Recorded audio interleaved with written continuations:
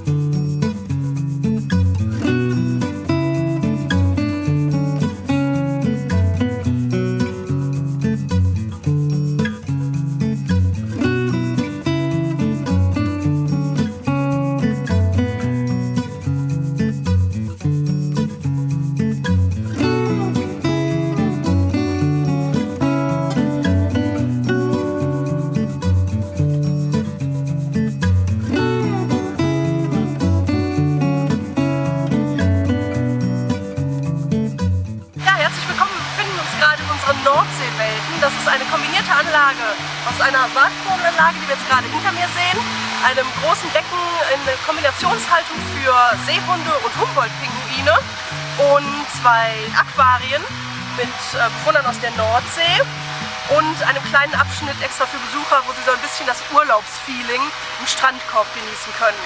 Und es gibt ein paar Besonderheiten hier.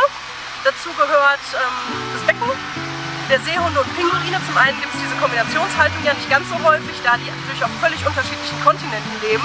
Allerdings sind die Anforderungen im Grunde gleich. Beide schwimmen gerne, beide hätten gerne relativ tiefes, kühles Wasser, beide brauchen verschiedene Landteile, am besten mit verschiedenen Strukturen. Wir bieten Stein-, Sand- und gepflanzte Landteile an.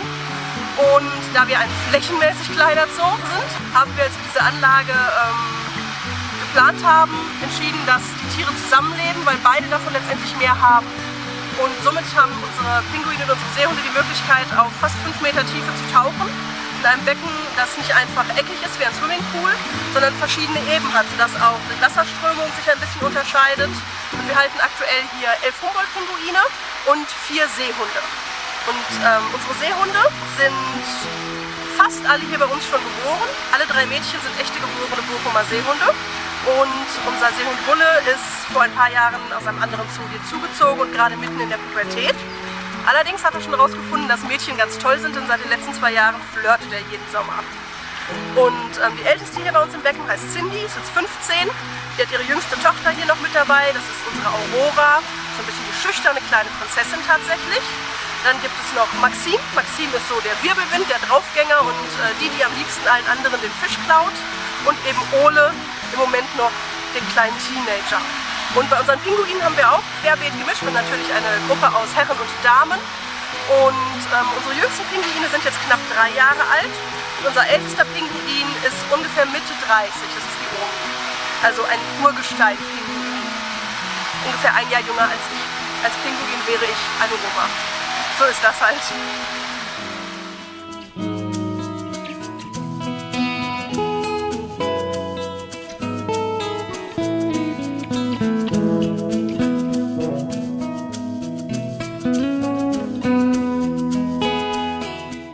Wartvogelvoliere oder die Mikolenvoliere halten wir aktuell 5 verschiedene Arten. Die größte ist der europäische weiße Löffler. Relativ spektakulär und bei den Kindern super beliebt, weil der Schnabel aussieht wie ein Löffelbiskuit. Und die kleinste sind aktuell die Flussregenpfeifer, mit denen wir, glaube ich, so ziemlich die einzigen sind sogar im Moment, die in einem Schaubetrieb halten.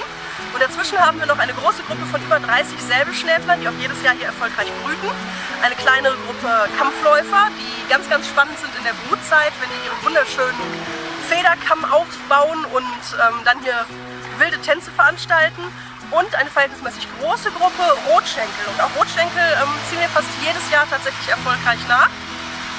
Und die Anlage ist ein bisschen ungewöhnlich aufgebaut. Hinter mir sieht man jetzt gerade den großen Teich mit Wellenanlage und den großen Sandteil, also quasi den Strand. Den haben wir ein bisschen nach außen hin abgepflanzt, sodass die Tiere auch in der Brutzeit immer genug Ruhe haben. Wenn wir gleich darüber schauen, sieht man, dass die Anlage noch einen zweiten Teil hat, einen viel zugewachseneren, wo sich auch die Löffler zum Brüten wohlfühlen. Diese Gruppe hat jetzt bei uns noch nicht gebrütet. Das liegt daran, dass unsere Jungs noch ganz jung sind. Die sind noch nicht ganz 1 Jahr alt. Also die werden nächstes Jahr wahrscheinlich das erste Mal wissen, was sie zu tun haben. Und in dem bepflanzten Teil haben wir nochmal einen kleinen Naturteich. Das heißt, dass die Vögel sich auch wirklich komplett aus dem Weg gehen hinter dem bepflanzten Teil haben wir auch nochmal ein großes Haus für den Winter, sodass sich die Vögel bei schlechtem Wetter, doofen Temperaturen oder jederzeit einfach, wenn sie mal ein bisschen Ruhe haben möchten, zurückziehen können. Und auch in dem Haus haben wir nochmal einen Teich. Das heißt, die Vögel haben 3 verschiedene Teiche zur Verfügung stehen.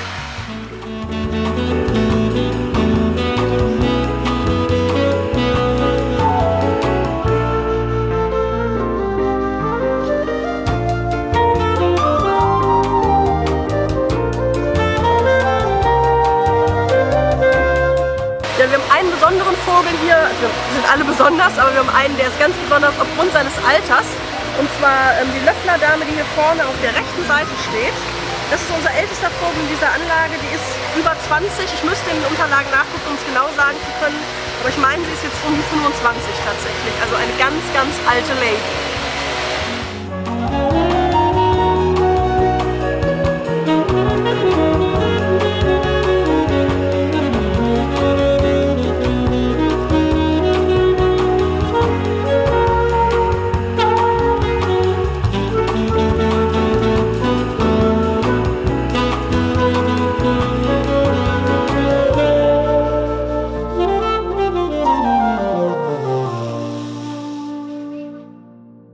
Wenn euch das Video gefallen hat, vergesst nicht, dem Video einen Daumen hoch zu geben und schreibt eure Fragen in die Kommentare. Damit ihr kein neues Video mehr verpasst, könnt ihr unseren Kanal kostenlos abonnieren.